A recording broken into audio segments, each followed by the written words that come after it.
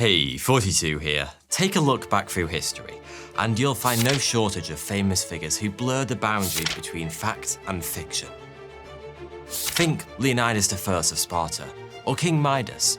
Both were 100% real, but it's safe to say many of the stories surrounding them probably weren't. Most of these titans of times gone by only rose to true world fame after their tales were corrupted and endlessly embellished long after their deaths. But every once in a while, someone emerges from the haze of history whose dazzling deeds are so inexplicable, they become legends within their own lifetime. The subject of today's video is one such man, and his story is, quite simply, one of the most unbelievable I've ever shared on this channel. It's hard to know where to begin really, so how about some highlights? He was born a peasant, but rose to control the whole of Russia. He had the power to heal the sick, and the best doctors of his time couldn't explain how he did it. He survived multiple assassination attempts, including being poisoned, stabbed, and shot. He had the power of prophecy and made several bold predictions that subsequently came true. He slept with thousands of women despite never bathing. He brought down a 300-year-old royal dynasty almost single-handedly. And, most importantly of all, his pickled penis is preserved in a Russian museum to this day. This is the larger-than-life story of Grigori Rasputin, or, as I like to call him, the magical sex wizard who brought down the Russian monarchy.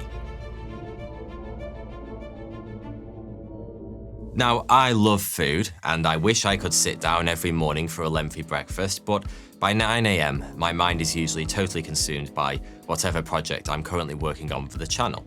Before I know it, it's 11 AM and I'm so hungry, I grab an unhealthy snack. Well, that bad habit is no more since I turned to Huel hot and savory. For me, Huel is a nutritionally complete meal that I can make in minutes. It fills me up, it has everything a human needs to function, and most importantly, it doesn't interrupt my workflow. I've been absolutely loving the Huel hot and savory range. With hot and savory, I can prepare a quick, convenient, plant-based meal packed with 26 essential vitamins and minerals and 24 grams of protein. It's made with entirely natural ingredients and most importantly, it tastes amazing. Perfect for a rapid but healthy lunch or dinner. Huel contains no tricks. It's not a fad diet, it's just a no-fuss way to add some plant-based food into your life. Did I mention it's also really affordable? So click the link in the description to try Huel today. If you use my special link, you'll be supporting the channel and you'll also get a free Huel shaker bottle, so don't miss out. Thanks to Huel for sponsoring this video. Rasputin's story is one of the most outlandish ever told, but his beginnings are about as humble as it gets. He was born a peasant in 1869 in the tiny Siberian village of Pokrovsky. He had 7 siblings, but only Rasputin made it to adulthood. Very little is known about those early years beyond the fact that, like most of his peers, he received little in the way of education. It's likely he could neither read nor write until adulthood, and he was regularly in trouble with the local authorities thanks to a penchant for committing minor crimes and a major appetite for hard drink and soft women. By 18, he was married and would soon raise 3 children all of his own. So far, so utterly boring. At this point in our story, Rasputin's life wasn't all too dissimilar to thousands of other Russian men of the era. But in 1897, at the age of 28, he decided to take a pilgrimage to the St. Nicholas Monastery at Verkhoturya. It was a journey that would dramatically alter both his life and the course of Russian history. Rasputin wasn't an especially religious man prior to this pilgrimage, and his reasons for undertaking a 500-mile round trip in the name of a god that he wasn't all that well acquainted with are unknown. Some sources claim it was an excuse to make a swift exit from Pokrovsky after being caught stealing a horse, but I say that the heavy-drinking, wantonly womanizing Rasputin took the pilgrimage because lads' weekends hadn't been invented yet. Whatever the truth, when Rasputin returned some months later, he was a man transformed by religious fervor. Well, I say transformed. He still drank like a sailor and chased women night and day. He just did a lot more praying in his downtime. Over the following years, he travelled Russia extensively, styling himself as a wandering holy man. He also developed his own unique brand of religion built on the foundations of an outlawed Christian sect known as the Clists, whose murky practices were rumoured to include mass orgies and self-flagellation. Not at the same time. For his part, Rasputin preached that sin could only be overcome if it was first understood, which basically gave him free rein to do all the fun stuff in life in the name of theological research. He also taught that it was possible to get closer to God by achieving a state of sexual exhaustion, preferably by having as much sex as possible with Rasputin himself. Bearing in mind that he was one of the scariest looking individuals to ever have lived, and was famous for never washing and therefore smelled like a badger's arsehole, you might be surprised to learn that somehow this strange strategy for seducing women actually worked. Rasputin soon gathered a large number of followers, and there were growing whispers that during his time in the Siberian wilderness, he'd developed certain abilities. Some say he could read minds, others that he could heal the sick with the touch of his hand, and all agreed that there was something otherworldly about that man. By the early 1900s, he'd caused enough of a stir to attract the attention of several important people in the Russian Orthodox Church. Eventually, those lofty connections led him to St. Petersburg. Rasputin's arrival in the then Russian capital was perfectly timed. The city's aristocracy were positively obsessed with all things occult and supernatural. So when the badger-scented Siberian turned up amid rumours of magical powers in 1905, armed with a soul-piercing stare, everyone wanted a piece of him. He received invitations from many of the most influential and affluent families in the city. Rung by rung, he hauled himself up St. Petersburg's teetering social ladder until, in November 1905, he reached the final boss. He was invited to meet Tsar Nicholas II, Emperor of all of Russia and Patriarch of the centuries-old Romanov family, and his wife Alexandra Feodorovna, the Tsarina. The encounter was planned for just a few minutes, but the self-proclaimed mystic worked his unique brand of black magic on the monarchs, and it was well over an hour before he emerged from the palace. It's often said that people believe what they want to believe, and that no doubt helped Rasputin win over the Russian royals. You see, the Tsar and Tsarina were absolutely desperate for the rumors about Rasputin to be true, because if he really could heal the sick, that meant he had the power to save their son, Alexei, who also happens to be heir to the entire Russian Empire. You see, Alexei suffered from haemophilia, a rare genetic disorder that prevents the blood from clotting properly. That might sound like a fairly minor ailment, but sufferers live their entire lives on a knife edge, where even a small injury can lead to devastating blood loss. Haemophilia is a serious illness even today, but in 20th century Russia, it was essentially a death sentence, the average life expectancy being just 13. Alexei was the youngest of 5 children, but since his elder siblings were all inconveniently female, the line of succession relied solely on his survival. In other words, if Rasputin could keep Alexei alive, he wasn't just saving the life of a treasured son, he was safeguarding the future of the entire Romanov dynasty. And it wouldn't be long before this holy man was given a chance to put his magic where his mouth was. As an interesting aside, at the time, haemophilia was so common amongst European royalty that it was often referred to as the royal disease.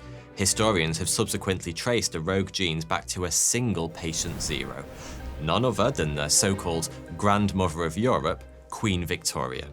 She was a carrier, and her offspring spread haemophilia all around Europe's aristocracy, including the royal families of Spain, Germany, and Russia. Queen Victoria was Alexei Romanov's great-grandmother. Anyway, Rasputin was duly summoned to use his magic powers on the boy, and here's where things start to get a little weird. It's easy to dismiss Rasputin as a fraud, a charismatic chancer who somehow bluffed his way to the top. But whatever hocus pocus he employed on the Russian heir, it actually worked. And not just once. Alexei's chief physician would later recall that whenever the boy was ill, Rasputin would turn up at his bedside, spit, and Alexei would recover in no time. In one of the more famous incidents, the prince suffered internal bleeding during a bumpy carriage ride back from a hunting trip. Before long, he'd fallen so gravely ill that a priest was summoned to perform his last rites, and a hasty telegram was penned announcing the boy's death to the world.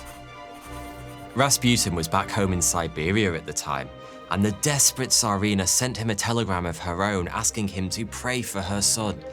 Despite being hundreds of miles away, Rasputin replied explaining that God had personally assured him the prince would live so long as no doctors interfered in his recovery. I don't know about you, but if I was a fraudulent faith healer, getting rid of everyone with a modicum of medical knowledge would be the last thing I'd do. Yet the Tsarina obliged, and against all common sense, Alexei began to recover almost immediately. Even today, more than 100 years later, nobody really knows exactly what Rasputin was doing to improve Alexei's health. It could be he was leveraging knowledge of internal bleeding cases in horses from his time in Siberia, whilst others believe his cures relied solely on some form of hypnosis. Still, others put his miraculous healing powers down to nothing more than simple psychology. By dismissing the prince's army of doctors and calming his mother's frayed nerves, Rasputin may simply have created a calmer, quieter atmosphere, more conducive to recovery. Add a powerful placebo effect into the mix, and who knows? If that's all a little vague for you, then don't worry. I have a slightly more concrete theory. Aspirin was a ubiquitous painkiller in Russia at the time, and would almost certainly have been prescribed for Alexei. But it turns out that aspirin thins the blood, and is basically oral kryptonite for haemophiliacs. That little medical factoid wasn't known to science until a good 50 years after Rasputin's death.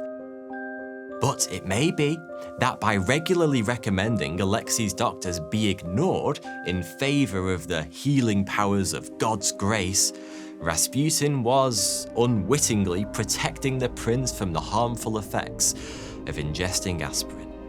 Of course, there's always the possibility that Rasputin really had gained magical healing powers by shagging his way around Russia and refusing to bathe, but I'm going to go ahead and put that one down as a long shot.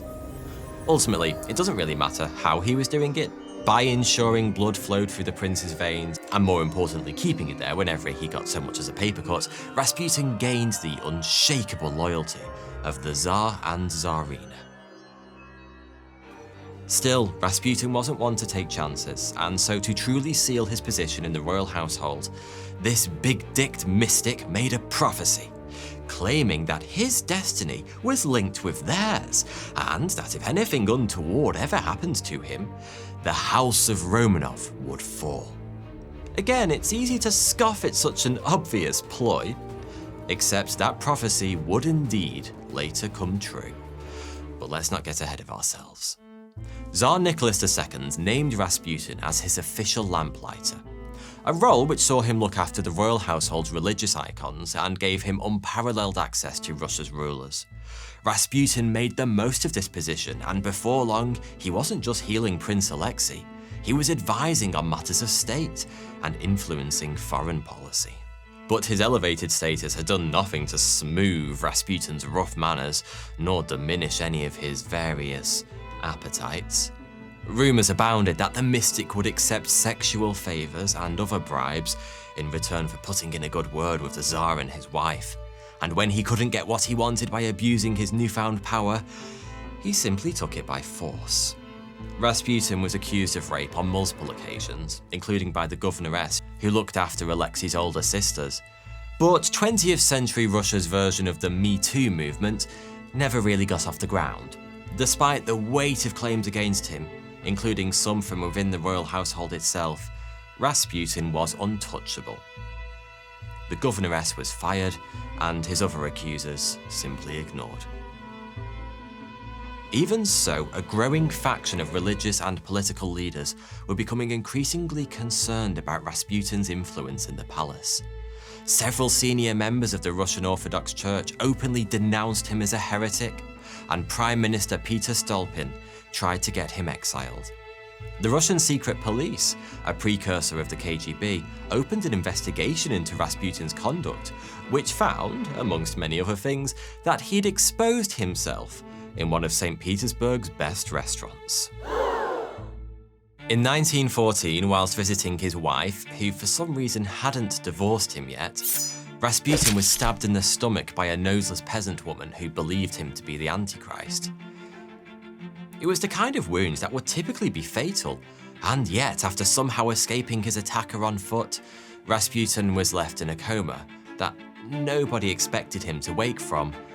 But he did, and before long he was back in the capital, where his power was about to reach its pinnacle.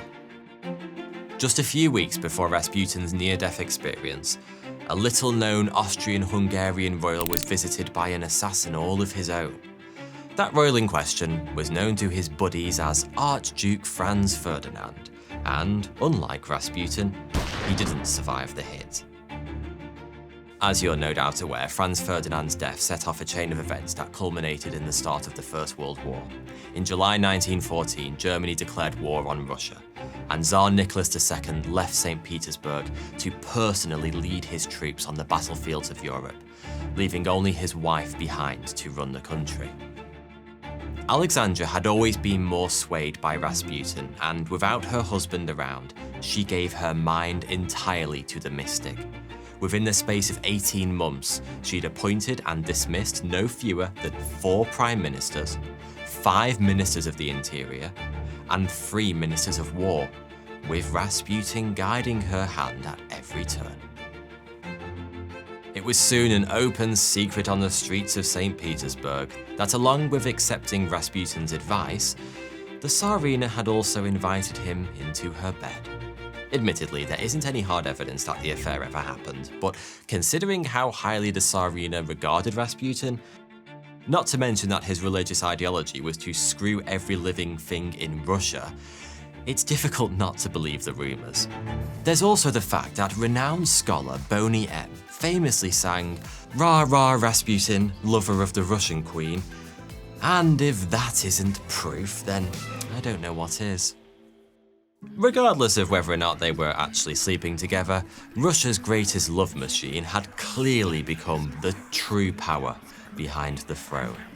The worm tongue to Alexandra's Theoden, but every worm tongue eventually meets his Gandalf, and in December 1916, a group of noblemen decided it was time to saddle up Shadowfax and go drive the demon out.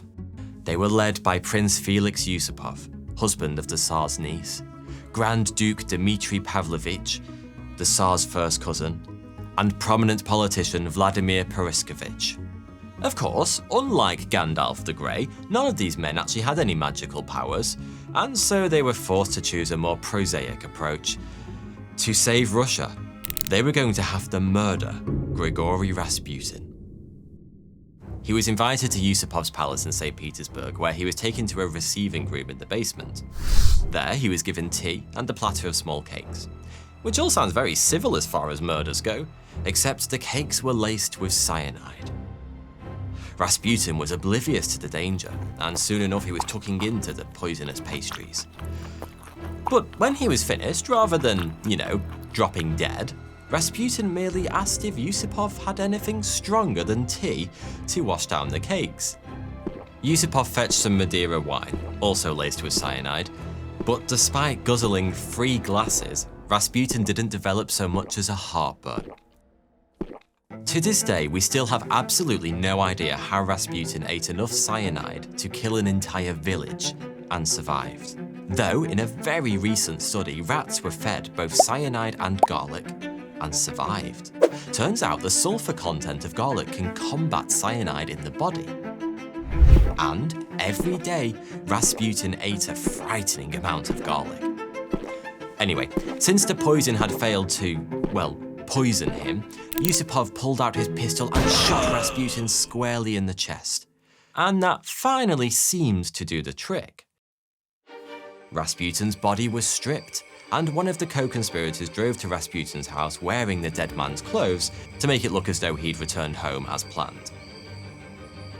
Next, it was time to dispose of the corpse. That was Yusupov's job. But when he went back down to the cellar, something rather unexpected happened. Rasputin stood up and punched him in the face. Yusupov fled the basement with a naked and very much not dead Rasputin in hot pursuit. A naked man running is never a pretty sight, and the bloody, grizzled Rasputin was no exception. But all the commotion brought Yusupov's friends to the scene, and more shots were fired. When the smoke had cleared, Rasputin was once more on the ground, this time with a bullet through his forehead. It's safe to assume Yusupov and co were a little rattled at this point, so they spent the next few minutes kicking the crap out of the corpse, just to make sure it was really a corpse. Then they dumped the body in a nearby frozen river by way of a fishing hole. According to some reports, despite having been poisoned twice, shot multiple times, and beaten to a bloody pulp, Rasputin was still moving when he disappeared beneath the silent black water. He was found the following day, pressed up against the underside of the ice as though trying to break free, his still open eyes staring blankly up towards the sky. The mad monk was dead. Meanwhile, on the battlefields of Europe, things were going badly for the Russians. Nicholas II was turning out to be an absolutely useless military commander, and a series of serious tactical and logistical blunders saw his troops lose battle after battle. The situation back home wasn't much better either. The country had been crippled by the war effort. There was widespread hunger and discontent. Confidence in the monarchy was at an all-time low, and despite trying to hang on to power, in 1917, the Tsar was forced to abdicate when angry demonstrators took over large swathes of the capital, backed by members of the Russian armed forces.